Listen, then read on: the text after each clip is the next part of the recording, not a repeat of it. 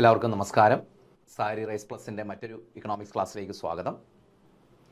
അപ്പോൾ നമ്മൾ ഇന്ന് ഇക്കണോമിക് റിഫോംസിനെ കുറിച്ചാണ് പഠിക്കാൻ പോകുന്നത്. അപ്പോൾ നിങ്ങളുടെ സിലബസിലെ പ്രധാനപ്പെട്ട മറ്റൊരു ടോപ്പിക്കാണ് economic reforms and new economic policy. സാമ്പത്തിക പരിഷ്കാരങ്ങളും അതുപോലെ പുത്തൻ സാമ്പത്തിക നയങ്ങളും. ഓക്കെ, അപ്പോൾ അതിനെക്കുറിച്ചുള്ള ക്ലാസ്സാണ് നമ്മളിന്ന് സ്റ്റാർട്ട് ചെയ്യുന്നത്. അപ്പോൾ 5 ഇയർ പ്ലാൻസ് ഒക്കെ നമ്മൾ കഴിഞ്ഞു. അടുത്ത ടോപ്പിക്കിലേക്ക് പോകുന്നു. ഇക്കണോമിക് റിഫോം, സാമ്പത്തിക പരിഷ്കാരങ്ങളും പുത്തൻ സാമ്പത്തിക നയങ്ങളും. അപ്പം നിങ്ങൾ നേരത്തെ മുൻ ക്ലാസ്സുകളിലൊക്കെ പഠിച്ചിട്ടുണ്ടാകും, ഡിഗ്രിക്കൊക്കെ പഠിക്കാനുണ്ട്, ഹയർ സെക്കൻഡറിക്കൊക്കെ ഉണ്ടാകും, ഇല്ലാത്തവരുണ്ടാകും. അപ്പോൾ നമുക്ക് നോക്കിയാലോ, നമുക്ക് ഡീറ്റെയിൽ ആയിട്ട് തന്നെ പഠിക്കാം. അപ്പോൾ അതിന് മുമ്പ് ഇതിൽ നിന്ന് ചോദിച്ച കുറച്ച് ക്വസ്റ്റ്യൻസ് ഒന്ന് പരിചയപ്പെട്ടിട്ട് നമുക്ക് ക്ലാസ്സിലോട്ട് പോകാം. അപ്പോൾ 2025 ചോദിച്ചതാണ്. കമ്പ്യൂട്ടർ ഓപ്പറേറ്റർ അനലിസ്റ്റ് ചോദിച്ച ക്വസ്റ്റ്യൻ, ലേറ്റസ്റ്റ് ക്വസ്റ്റ്യൻ ആണ്. Among the following which was not a major policy initiative undertaken as the part of new economic reforms in India. അപ്പോൾ എന്തെങ്കിലും പരിചയം ഉണ്ടോ നോക്കി. Among the following which was not a major policy initiative undertaken as the part of new economic reforms in India. ഇന്ത്യയിലെ പുത്തൻ സാമ്പത്തിക പരിഷ്കാരങ്ങൾ, അതുമായി ബന്ധപ്പെട്ട് കൈക്കൊള്ളാത്ത നടപടി ഏതാണ് എന്നാണ് ചോദ്യം. Fiscal and monetary sector reforms, industrial policy reforms, rationalisation of exchange rate policy, introduction of goods and service tax. അപ്പോൾ ആൻസർ ചിലർക്ക് മനസ്സിലോട്ട് ആൻസർ കിട്ടിയിട്ടുണ്ടാകും, ബാക്കിയുള്ളവർ വിഷമിക്കേണ്ട, നമുക്ക് പിന്നീട് ക്ലാസ് കഴിയുമ്പോൾ ഓക്കെ ആവും. അടുത്ത ക്വസ്റ്റ്യൻ നോക്ക്. 1991 സാമ്പത്തിക പരിഷ്കാരങ്ങളായ ഉദാരവൽക്കരണം, സ്വകാര്യവൽക്കരണം, ആഗോളവൽക്കരണം എന്നിവയിലേക്ക് നയിക്കാതിരുന്ന ഘടകം തിരിച്ചറിയുക. അപ്പോൾ 91 സാമ്പത്തിക പരിഷ്കാരങ്ങളാണ് ഉദാരവൽക്കരണം, സ്വകാര്യവൽക്കരണം, ആഗോളവൽക്കരണം. അവയിലേക്ക് ലീഡ് ചെയ്യാതിരുന്ന, നയിക്കാതിരുന്ന ഘടകം തിരിച്ചറിയുക. 2024 ക്ലർക്ക് വേരിയസ് ചോദിച്ച ക്വസ്റ്റ്യൻ ആണിത്. വിദേശ നാണയ കരുതൽ ശേഖരത്തിലെ കുറവ്, അവശ്യ വസ്തുക്കളുടെ വിലവർധനവ്, കാർഷികോൽപാദനത്തിലെ സ്തംഭനാവസ്ഥ, ഉയർന്ന ഫിസ്ക്കൽ കമ്മി മീൻസ് ധനക്കമ്മി എന്ന് പറയും. ആൻസർ പിന്നെ നമുക്ക് നോക്കാം. അടുത്തതാ മറ്റൊരു ക്വസ്റ്റ്യൻ കണ്ടോ. സാമ്പത്തിക നയപരിഷ്കരണ കാലഘട്ടത്തിൽ കാർഷിക രംഗത്തെ പ്രശ്നങ്ങൾക്ക് കാരണമാകാത്ത വസ്തുത ഏതാണ്? സാമ്പത്തിക പരിഷ്കരണ കാലഘട്ടത്തിൽ കാർഷിക രംഗത്തെ പ്രശ്നങ്ങൾക്ക് കാരണമാകാത്ത വസ്തുത ഏതാണ്? കാർഷിക മേഖലയിലെ പൊതുമൂലധന നിക്ഷേപത്തിലെ കുറവ്, കാർഷികോൽപ്പന്നങ്ങളുടെ ഇറക്കുമതി വർധനവ്, കാർഷിക നിവേശങ്ങൾ എന്ന് വെച്ചാൽ അഗ്രികൾച്ചർ ഇൻപുട്സ് എന്ന് പറയും കേട്ടോ, അഗ്രികൾച്ചർ ഇൻപുട്സ്, അതിലെ വിലവർധനവ്, GDPയുടെ ഉയർന്ന വളർച്ചാ നിരക്ക്. ഓക്കെ, ഇതൊക്കെയാണ് ചോദിച്ച പ്രധാനപ്പെട്ട ക്വസ്റ്റ്യൻസ്. ഇനിയുണ്ട് 2024 ക്ലർക്ക് ചോദിച്ചതാണ്. താഴെ കൊടുത്തിരിക്കുന്നവയിൽ ഇന്ത്യയിൽ 1991 പുത്തൻ സാമ്പത്തിക പരിഷ്കാരങ്ങൾ നടപ്പിലാക്കാനുണ്ടായ കാരണങ്ങൾ, നേരത്തെ അതിലേക്ക് പുത്തൻ സാമ്പത്തിക പരിഷ്കാരങ്ങളിലേക്ക് നയിക്കാത്ത കാരണങ്ങളാണിത്, നയിച്ച കാരണങ്ങളാണ് ചോദിക്കുന്നത്. ഗൾഫ് യുദ്ധം, വിദേശ കരുതൽ ശേഖരത്തിൻ്റെ കുറവ്, ഉയർന്ന ഫിസ്ക്കൽ കമ്മി, പെട്രോളിയം ഉൽപ്പന്നങ്ങളുടെ വില വർധനവ്. അടുത്തതാ വേറൊരു ക്വസ്റ്റ്യൻ 2024 LDC ചോദിച്ചതാണ്, കൊല്ലം കണ്ണൂർ ചോദിച്ചതാണ്. 1991 ബാലൻസ് ഓഫ് പേയ്മെന്റ് പ്രതിസന്ധി. ബാലൻസ് ഓഫ് പേയ്മെന്റ് പ്രതിസന്ധി എന്ന് വെച്ചാൽ അടവശിഷ്ട പ്രതിസന്ധി എന്നൊക്കെ പറയും. നമ്മൾ ഇനി അതൊക്കെ പഠിക്കും കേട്ടോ, അപ്പോൾ ആ ടേമൊക്കെ ക്ലാരിറ്റി വരും. അപ്പോൾ ബാലൻസ് ഓഫ് പേയ്മെന്റ് പ്രതിസന്ധി മറികടക്കാൻ ഗവൺമെന്റ് സ്വീകരിച്ച അടിയന്തര നടപടി ഏതാണ്? വിദേശ കറൻസികൾക്കെതിരെയുള്ള രൂപയുടെ മൂല്യവർദ്ധനവ്, താരിഫ് നിരക്കിൽ വരുത്തിയ വർധനവ്, വിദേശ കറൻസികൾക്കെതിരെയുള്ള രൂപയുടെ മൂല്യച്യുതി മീൻസ് മൂല്യം കുറയുന്നത്, വിദേശ നാണ്യ വിപണിയിലെ രൂപയുടെ മൂല്യനിർണ്ണയം സർക്കാർ നിയന്ത്രണത്തിൽ നടപ്പിലാക്കുക. അപ്പോൾ ഇതൊക്കെയാണ് എന്ത് ചെയ്തത്? 1991 ബാലൻസ് ഓഫ് പേയ്മെന്റ് പ്രതിസന്ധി മറികടക്കാൻ ഗവൺമെന്റ് സ്വീകരിച്ച അടിയന്തര നടപടി 4 ഏതാണ് എന്നാണ് ചോദ്യം. അടുത്ത 2024 അസിസ്റ്റന്റ് കമ്പൈലർ ചോദിച്ചതാണ്. 1991 പുത്തൻ സാമ്പത്തിക പരിഷ്കാരങ്ങൾ നടപ്പിലാക്കിയ പ്രധാനമന്ത്രി ആരായിരുന്നു? മൻമോഹൻ സിംഗ്, അടൽ ബിഹാരി വാജ്പേയി, നരസിംഹറാവു, നരേന്ദ്രമോദി. ആൻസർ കിട്ടിയോ? ഇത് പലർക്കും അറിയാമായിരിക്കും. അടുത്ത ക്വസ്റ്റ്യൻ. സാമ്പത്തിക പരിഷ്കരണാനന്തര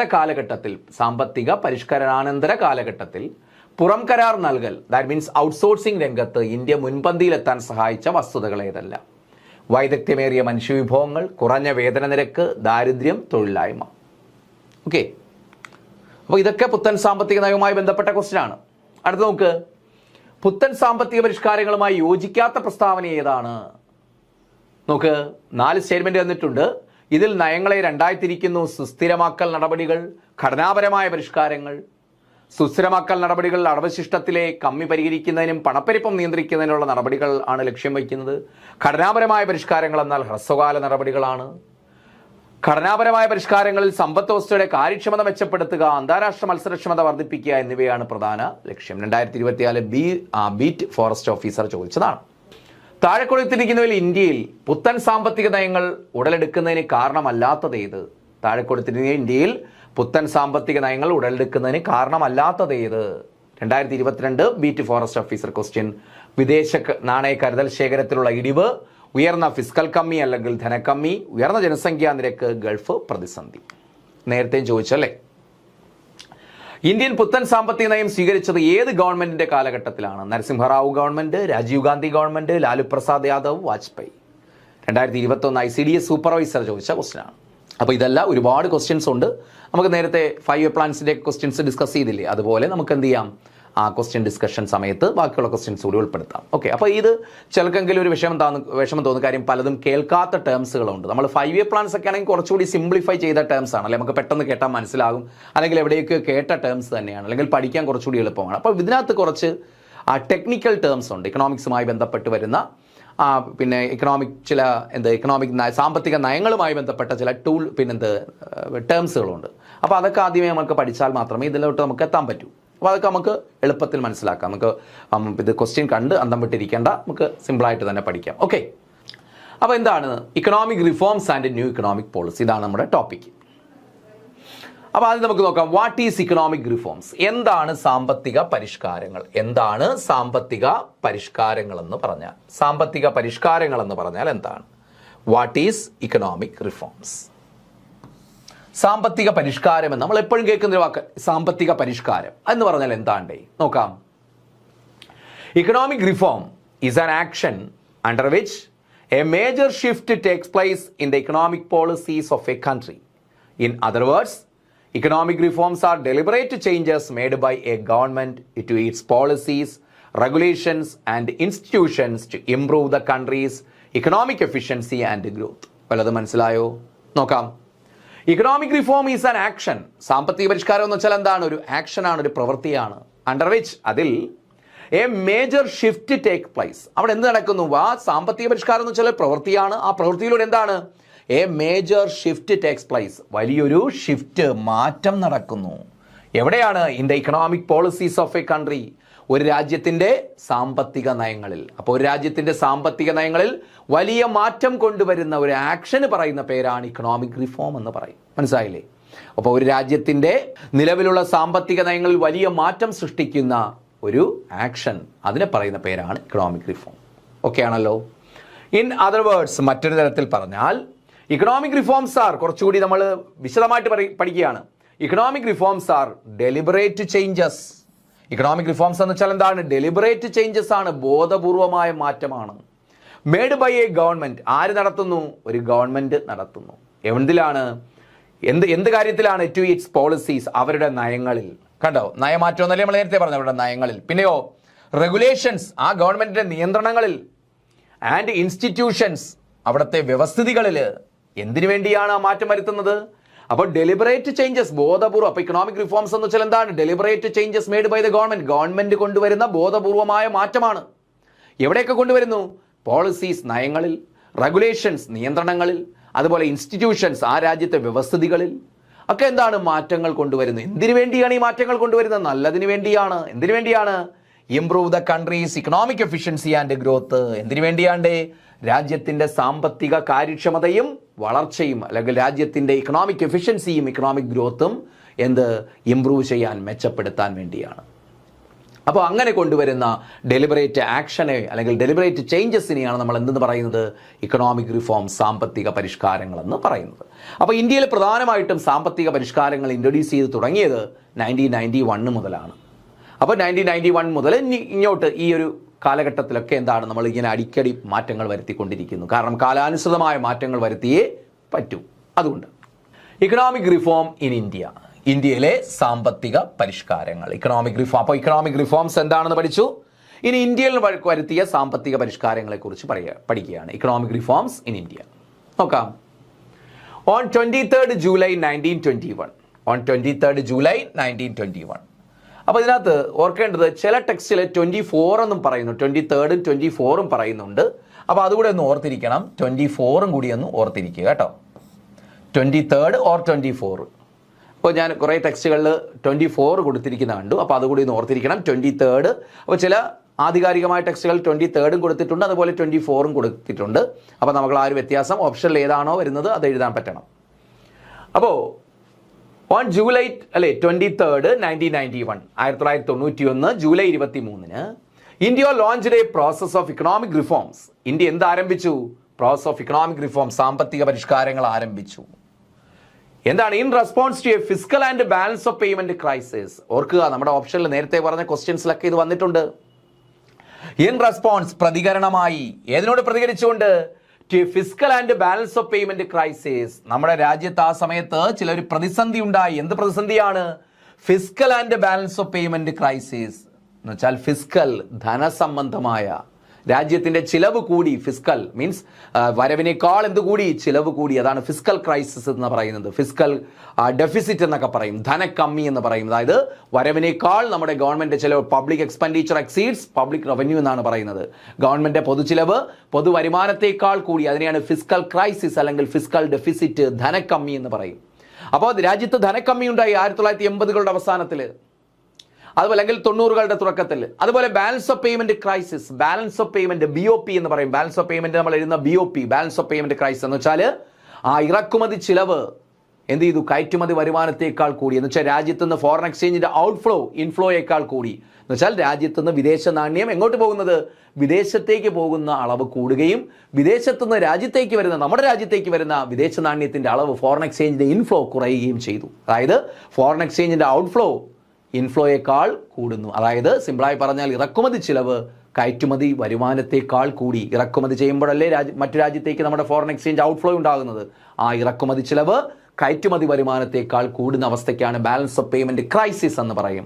അങ്ങനെ ഈ രാജ്യത്ത് ബാലൻസ് ഓഫ് പേയ്മെന്റ് ക്രൈസിസും ഫിസ്ക്കൽ ഡെഫിസിറ്റും രാജ്യത്തുണ്ടാകുന്നു. അങ്ങനെ അതിനോട് റെസ്പോണ്ട് ചെയ്തുകൊണ്ട് അല്ലെങ്കിൽ അതിനെ ഓവർകം ചെയ്യാൻ വേണ്ടിയാണ് നമ്മുടെ രാജ്യത്ത് എന്ത് കൊണ്ടുവന്നത്? ഇക്കണോമിക് റിഫോംസ് കൊണ്ടുവന്നത് എന്നാണ് 1991 ജൂലൈ 24. 23rd ചില ടെക്സ്റ്റുകൾ കൊടുത്തിട്ടുണ്ട്, അതുകൊണ്ടൊന്ന് ഓർക്കുക കേട്ടോ. ജൂലൈ 24. ഇനി economic reforms of 1991 are officially and popularly known as new economic policy or LPG model. അപ്പോൾ ഇക്കണോമിക് റിഫോംസ് ഓഫ് 1991, 1991 ഇക്കണോമിക് റിഫോംസിനെ are officially and popularly known as, അല്ലെ, ഔദ്യോഗികമായിട്ട് അല്ലെങ്കിൽ എന്താണ് പൊതുവെ അറിയപ്പെടുന്നത് എന്താണ്? New economic policy. അപ്പോൾ 1991 ഇക്കണോമിക് റിഫോംസിന് തുടക്കം കുറിക്കുന്നത്. അപ്പോൾ 1991 ഇക്കണോമിക് റിഫോംസിനെ പൊതുവെ എന്തെന്നറിയപ്പെടുന്നു? ന്യൂ ഇക്കണോമിക് പോളിസി, പുത്തൻ സാമ്പത്തിക നയം എന്നറിയപ്പെടുന്നു. NEP എന്ന് നമുക്ക് ചുരുക്കി വിളിക്കാം. NEP അല്ലെങ്കിൽ എന്തെന്ന് വിളിക്കാം? LPG മോഡൽ എന്ന് വിളിക്കുന്നു. ആ ന്യൂ ഇക്കണോമിക് പോളിസി എന്തെന്ന് വിളിക്കുന്നത്? LPG മോഡൽ എന്ന് വിളിക്കുന്നു. ലിബറലൈസേഷൻ, പ്രൈവറ്റൈസേഷൻ, ഗ്ലോബലൈസേഷൻ, അതിന്റെ ഷോർട്ട് ഫോം ആണ് LPG മോഡൽ എന്നും വിളിക്കുന്നു. ക്ലിയർ ആണല്ലോ? ഓക്കെ. ഇനി PV Narasimha Rao and doctor Manmohan Singh, നമുക്ക് ഇങ്ങനെ വിളിക്കാം റാവു മൻമോഹൻ ഡ്യോ, അല്ലേ, ദ്വയം എന്നൊക്കെ പറയത്തില്ലേ? റാവു മൻമോഹൻ, ദ്വയം എന്ന് വെച്ചാൽ ഇവർ രണ്ടുപേരും ചേർന്ന് are credited with the introduction of new economic policy in 1991. അപ്പോൾ ഇന്ത്യയിലെ എന്താണ് വലിയൊരു മാറ്റം സാമ്പത്തിക നയങ്ങളിലോ, അതുവരെ ഉണ്ടായിരുന്ന സാമ്പത്തിക നയങ്ങളെ അടിമുടി നമ്മൾ എന്ത് ചെയ്തു? ഉടച്ചു വാർത്തതാണ് ന്യൂ ഇക്കണോമിക് പോളിസി. അപ്പോൾ അത് ആരുമായി ബന്ധപ്പെട്ടിരിക്കുന്നു? നമ്മളത് ആരുമായി കടപ്പെട്ടിരിക്കുന്നു? PV നരസിംഹറാവുവും ഡോക്ടർ മൻമോഹൻ സിംഗുമായിട്ട്. അപ്പോൾ PV നരസിംഹറാവു അതുപോലെ മൻമോഹൻ സിംഗ്, അതിനെയാണ് നമ്മൾ റാവു മൻമോഹൻ ഡ്യുവോ എന്ന് പറയുന്നത്. Are credited with the introduction of new economic policy in 1991 എന്ന് വെച്ചാൽ ഇവർ രണ്ടുപേരും ചേർന്നാണ് 1991 ഇന്ത്യയിൽ എന്ത് കൊണ്ടുവരുന്നത്? ന്യൂ ഇക്കണോമിക് പോളിസി കൊണ്ടുവരുന്നത്. ക്ലിയർ ആണല്ലോ?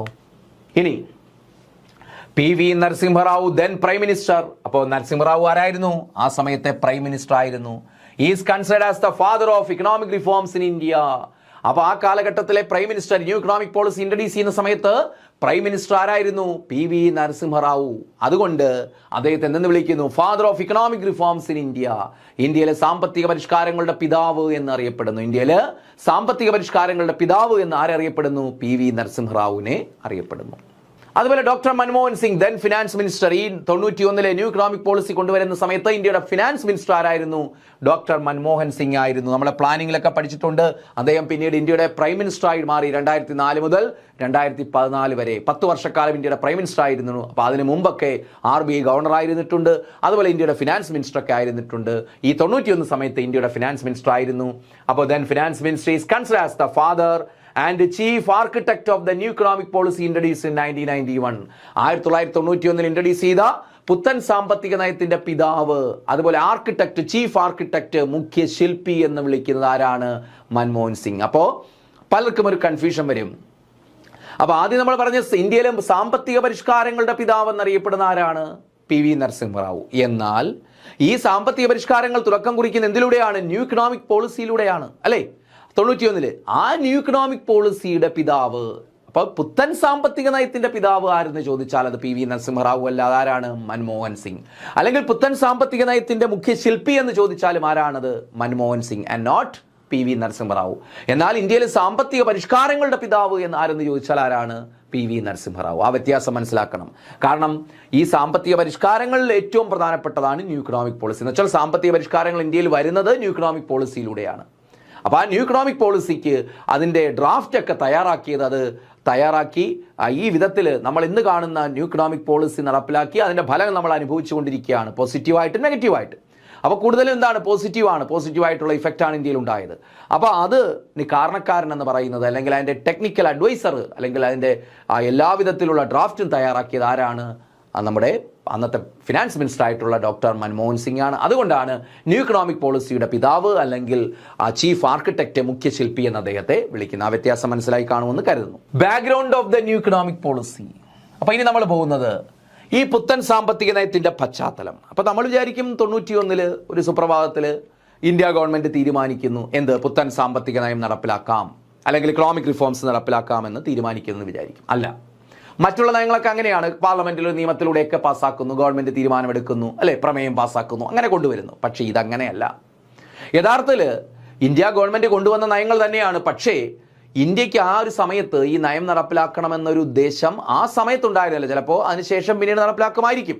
പക്ഷേ 91 ജൂലൈ 23 അല്ലെങ്കിൽ 24 ഈ ഒരു നയം നടപ്പിലാക്കണമെന്ന ഒരു തീരുമാനം അന്ന് എടുത്തിരുന്നില്ല. പക്ഷേ നമ്മളത് ഫോഴ്സ് ചെയ്യപ്പെടുകയാണ് ചെയ്തത്, നിർബന്ധിക്കപ്പെടുകയാണ് ചെയ്തത്. ന്യൂ ഇക്കണോമിക് പോളിസി ഇൻട്രൊഡ്യൂസ് ചെയ്യാൻ നമ്മൾ എന്ത് ചെയ്തു? നിർബന്ധിക്കപ്പെടുകയാണ്, ഫോഴ്സ്, അല്ലെ? India was forced to implement new economic policy in 1991 new economic policy introduce ചെയ്താൽ എന്ത് ചെയ്തു? ഇന്ത്യ വാസ് ഫോഴ്സ്ഡ്, ഇന്ത്യ നിർബന്ധിതയാവുകയാണ് ചെയ്തത്. അതാണ് ബാക്ക്ഗ്രൗണ്ട് ഓഫ് ന്യൂ. അപ്പോൾ അതിനെക്കുറിച്ച് അറിയണമെങ്കിൽ അതിൻ്റെ ബാക്ക്ഗ്രൗണ്ട് പഠിക്കണം. ന്യൂ ഇക്കണോമിക് പോളിസിക്ക് ഒരു ബാക്ക്ഗ്രൗണ്ട് ഉണ്ട്. NCERT ടെക്സ്റ്റുകളിൽ അത് കൊടുത്തിട്ടുണ്ട്. അപ്പോൾ നമ്മൾ കുറച്ചുകൂടി ഡീപ്പായിട്ടാണ് നമ്മൾ പഠിക്കുന്നത്. അപ്പോൾ ഈ നേരത്തെ 5 പ്ലാൻസ് പറഞ്ഞു, അവിടെ +1 പഠിക്കാനുള്ളത് പോലെ +1 3rd ചാപ്റ്റർ ഉണ്ട്. NCERT ടെക്സ്റ്റിൽ 3rd ചാപ്റ്റർ, അതായത് ലിബറലൈസേഷൻ, പ്രൈവറ്റൈസേഷൻ, ഗ്ലോബലൈസേഷൻ, അതാണ് ചാപ്റ്ററിൻ്റെ പേര്. ആ 3rd ചാപ്റ്ററിൽ വിശദമായിട്ട് എന്തിനെക്കുറിച്ച്? ന്യൂ ഇക്കണോമിക് പോളിസിയെക്കുറിച്ച് പഠിക്കാനുണ്ട്. അപ്പോൾ അതുകൂടി ഒന്ന് റെഫർ ചെയ്യുക കേട്ടോ. ഓക്കെ, അപ്പോൾ നോക്ക്. അപ്പോൾ background of new economic policy, എൻ്റെ മലയാളം മീനിങ് എന്താണ്? പുത്തൻ സാമ്പത്തിക നയത്തിന്റെ പശ്ചാത്തലം. പുത്തൻ സാമ്പത്തിക നയത്തിന്റെ പശ്ചാത്തലം നമുക്ക് നോക്കാം. After 4 decades of following a command and control socialist model, India was forced to abandon inward looking policies in favour of market oriented approach. ഇവിടെ എക്സാമിന് ചോദിച്ചിട്ടുള്ള ക്വസ്റ്റ്യൻ കിടപ്പുണ്ട്.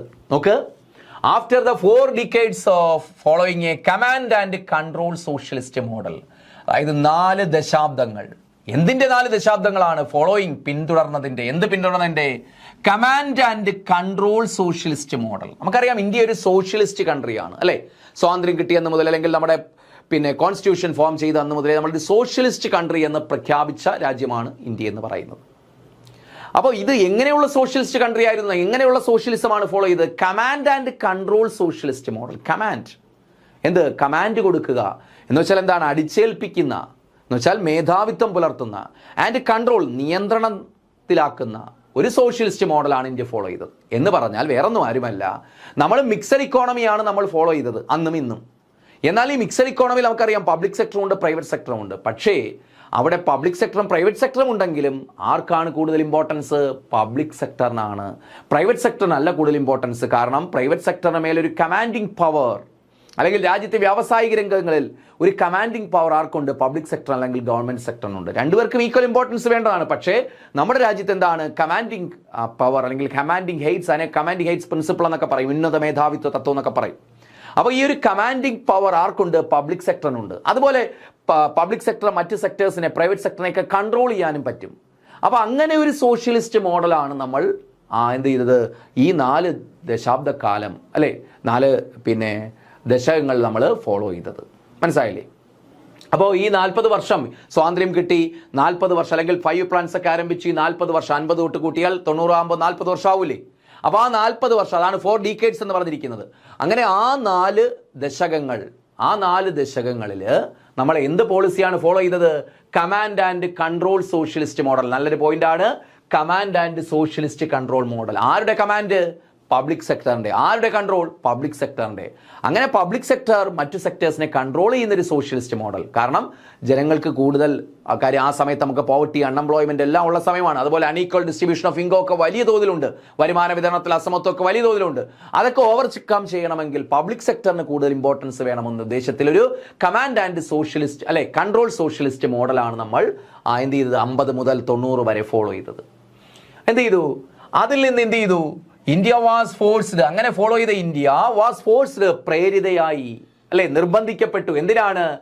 അബാൻഡൻ, ഇല്ലാതാക്കാൻ. എന്തില്ലാതാക്കാൻ? Inward looking policies. ഈ command and control socialist model നമ്മൾ follow ചെയ്ത India എന്തിന് നിർബന്ധിതയായി? നമ്മുടെ ഇൻവേർഡ് ലുക്കിംഗ് പോളിസീസ് അബാൻഡൻ, നിർമ്മാർജ്ജനം ചെയ്യാൻ, ഇല്ലാതാക്കാൻ നിർബന്ധിതയായി. ഇൻവേർഡ് ലുക്കിംഗ് പോളിസീസ് എന്ന് വെച്ചാൽ എന്താണ്? രാജ്യത്തിനകത്തേക്ക് മാത്രം നോക്കുന്നു എന്ന് വെച്ചാൽ ഗ്ലോബൽ ഇക്കോണമിയുമായിട്ട് റിലേഷൻഷിപ്പ് ഒന്നുമില്ല. വിദേശ നിക്ഷേപത്തിന് അനുമതിയില്ല. വിദേശത്തു നിന്ന് സാധനങ്ങൾ ഇമ്പോർട്ട് ചെയ്യുന്നതിന് ലിമിറ്റ് ഏർപ്പെടുത്തുന്നു. അതുപോലെ എക്സ്പോർട്ടിന് ലിമിറ്റ് ഏർപ്പെടുത്തുന്നു. വ്യാവസായിക വളർച്ചയില്ല. ഇൻവേർഡ് ലുക്കിംഗ്, രാജ്യത്തിനകത്ത് മാത്രം, നമ്മൾ അകത്ത നയങ്ങളിൽ മാത്രം, നമ്മുടെ നയങ്ങളിൽ മാത്രം ചുറ്റിപ്പറ്റിയുള്ള ഒരു രാജ്യമായിരുന്നു ഇന്ത്യ. എന്ന് വെച്ചാൽ ഗ്ലോബലി നടക്കുന്ന മാറ്റങ്ങളൊന്നും അക്സെപ്റ്റ് ചെയ്യാൻ നമുക്ക് താല്പര്യമില്ല. അങ്ങനെയുള്ള ഒരു നയത്തെ പറയുന്ന പേരാണ് inward looking policies. Inward looking policies എന്ന് വെച്ചാൽ എന്താണ്? ലോകത്തെക്കുറിച്ച് മനസ്സിലാക്കുന്നില്ല. അവിടെ നടക്കുന്ന മാറ്റങ്ങൾക്ക് അനുസൃതമായിട്ട് നമ്മൾ നയങ്ങൾ മാറ്റാൻ തയ്യാറാകുന്നില്ല. അതാണ് ഇൻവേർഡ് ലുക്കിംഗ് പോളിസീസ് എന്ന് പറയുന്നത്. ആ ഇൻവേർഡ് ലുക്കിംഗ് പോളിസീസ് അബാൻഡൻ ചെയ്യാൻ, ഇല്ലാതാക്കി, മാറ്റിക്കൊണ്ട് എന്തിനു വേണ്ടിയാണ്? ഇൻ ഫേവർ ഓഫ്, എന്തിന്? അതിന് പകരം എന്ത് കൊണ്ടുവന്നു? Market oriented approach. Market oriented approach എന്ന് വെച്ചാൽ എന്താണ്? കമ്പോള അധിഷ്ഠിതമായ ഒരു സമീപനം. വിദേശ രാജ്യങ്ങളിലെ മാർക്കറ്റ് ഓറിയന്റഡ്, മാർക്കറ്റിന്, ദാറ്റ് മീൻസ് പ്രൈവറ്റ് സെക്ടറിനാണ് ഇമ്പോർട്ടൻസ്. മാർക്കറ്റ് ഓറിയന്റഡ് അപ്രോച്ചിലേക്ക് നമ്മൾ മാറി. അപ്പോൾ എന്താണ്? അപ്പോൾ അതിന്റെ ബാക്ക്ഗ്രൗണ്ട് പറയുമ്പോൾ നമ്മൾ ഒരു കാര്യം മനസ്സിലാക്കണം. നമ്മൾ കമാൻഡ് ആൻഡ് കൺട്രോൾ സോഷ്യലിസ്റ്റ് മോഡലായിരുന്നു ആദ്യത്തെ 4 ദശകങ്ങൾ എന്ന് പറയുന്നത്. ആദ്യത്തെ 40 വർഷ കാലഘട്ടത്തിൽ നമ്മൾ എന്ത് ചെയ്തു? ഒരു command and control socialist model, അതായത് പബ്ലിക് സെക്ടറിന് കൂടുതൽ ഇമ്പോർട്ടൻസ് കൊടുക്കുന്ന ഒരു മോഡലായിരുന്നു. ആ മോഡലിൽ നിന്നും ഇന്ത്യ എന്ത് ചെയ്തു? ഫോഴ്സ് ചെയ്യപ്പെട്ടു, നിർബന്ധിതയാക്കപ്പെട്ടു. എന്ത് അബാൻഡൻ ചെയ്യാൻ? നമ്മുടെ ഇൻവേർഡ് ലുക്കിംഗ് പോളിസീസ്, നമ്മുടെ രാജ്യത്തിനകത്ത് മാത്രം കോൺസെൻട്രേറ്റ് ചെയ്യുന്ന ആ പോളിസീസ് ഇല്ലായ്മ ചെയ്തുകൊണ്ട് അതിന് പകരം എന്ത് കൊണ്ടുവരാൻ? മാർക്കറ്റ് ഓറിയന്റഡ് അപ്രോച്ച് കൊണ്ടുവരാൻ.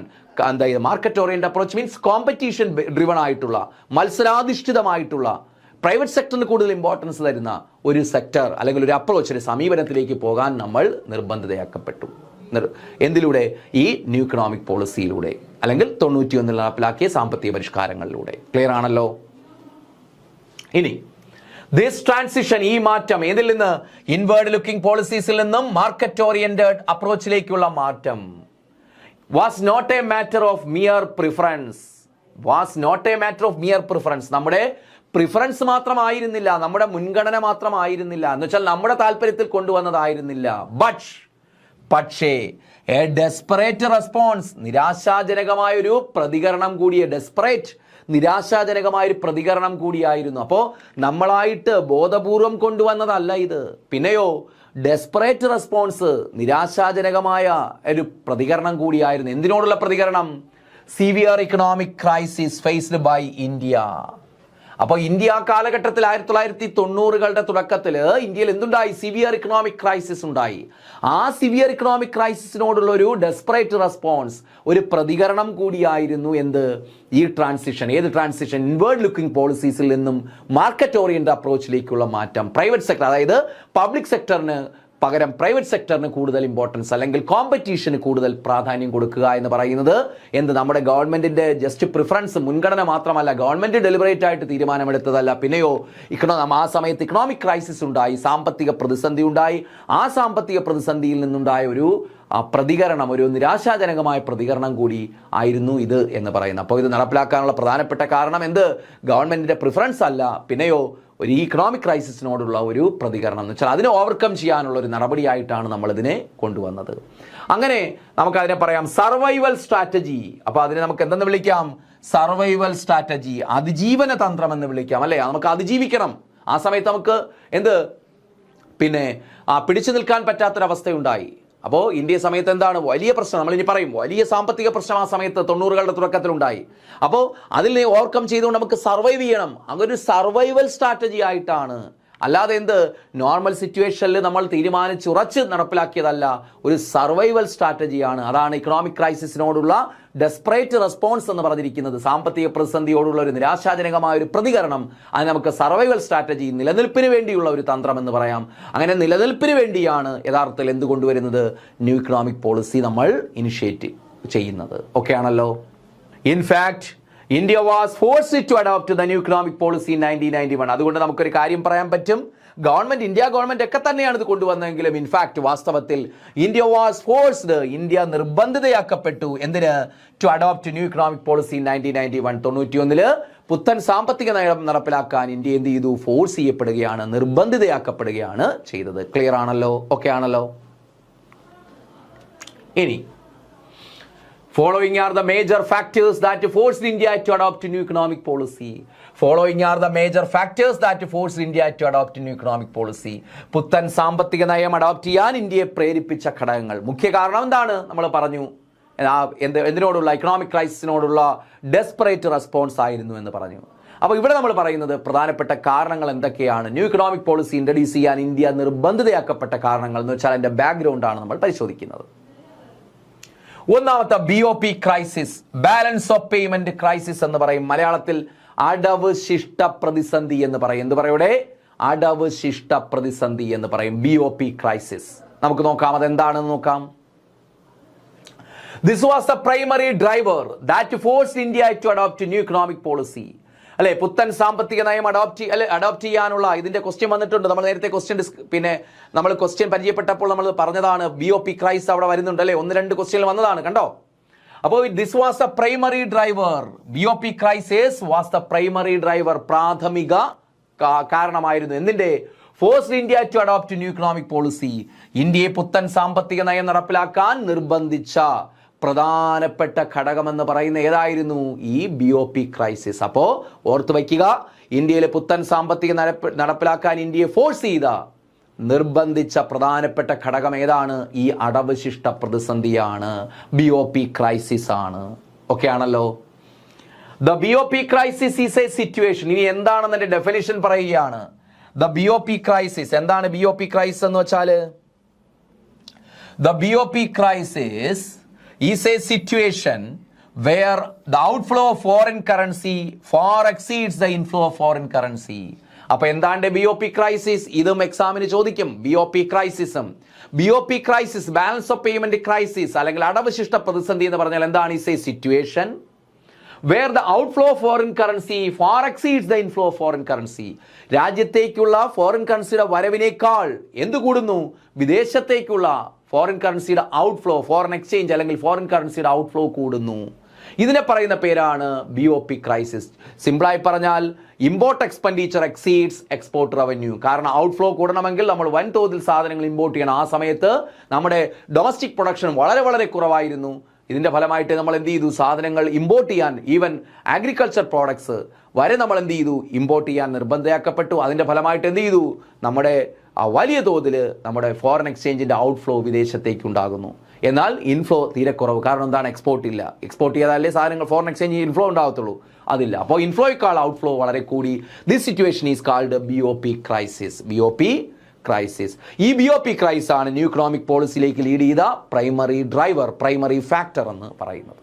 ഓക്കെ, ഇനി the immediate measure taken by the government to overcome the balance of payment crisis in 1991 is devaluation of the rupee against foreign currencies.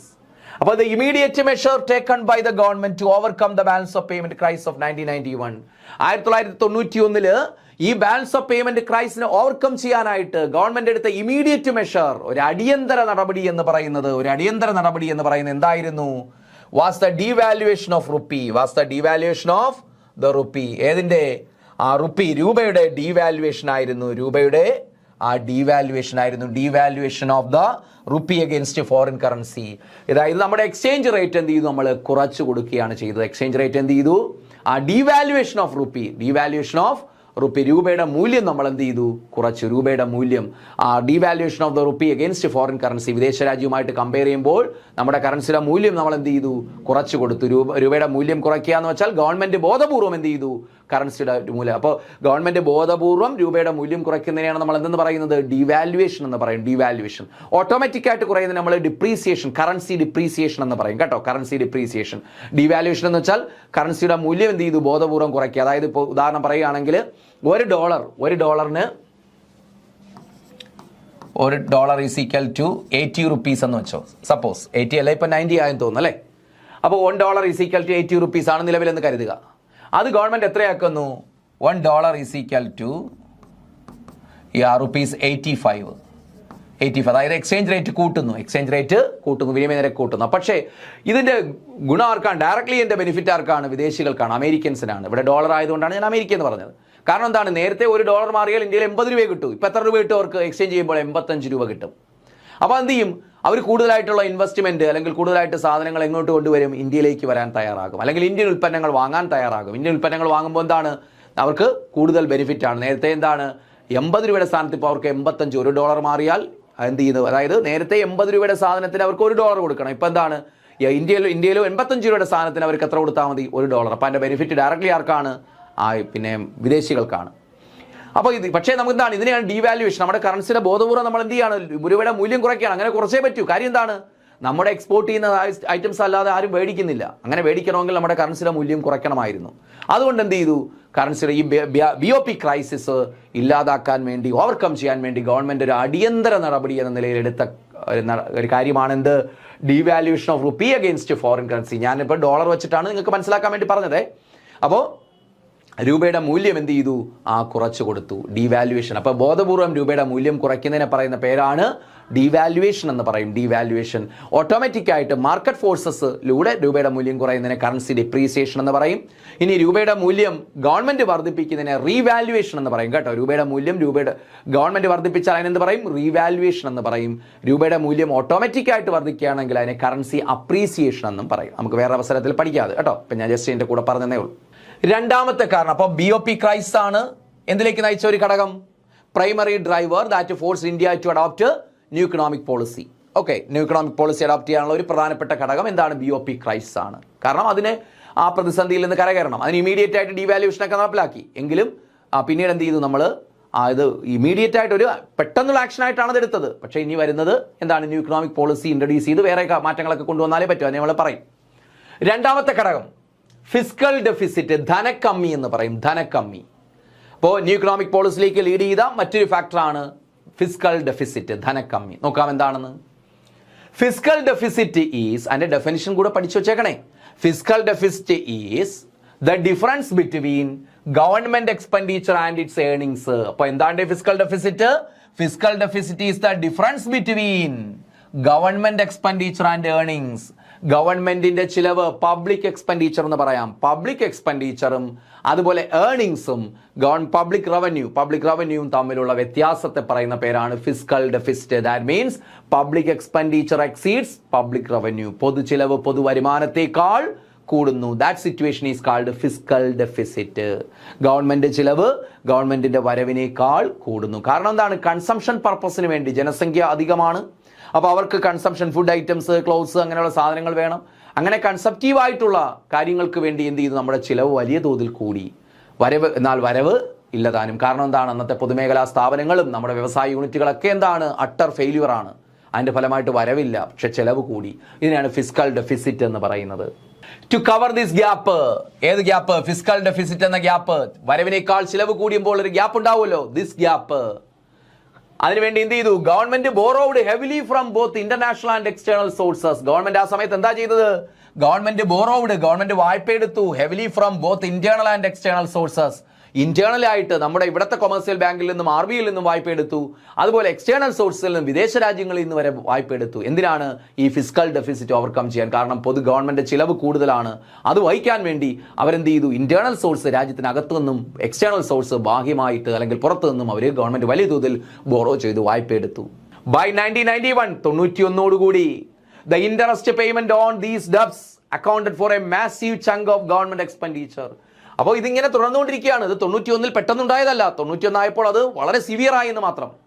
അപ്പോൾ ഈ സിവിയറായ സിറ്റുവേഷനാണ് ഈ 90കളുടെ തുടക്കത്തിൽ ഉണ്ടാകുന്നത്. അപ്പോൾ 91 by 1991 interest payment on these debts, ഈ വായ്പകളുടെ ഇൻട്രസ്റ്റ് പേയ്മെന്റ്സ്, ഈ വായ്പകൾക്ക് ഇനി പലിശ കൊടുക്കണ്ടേ?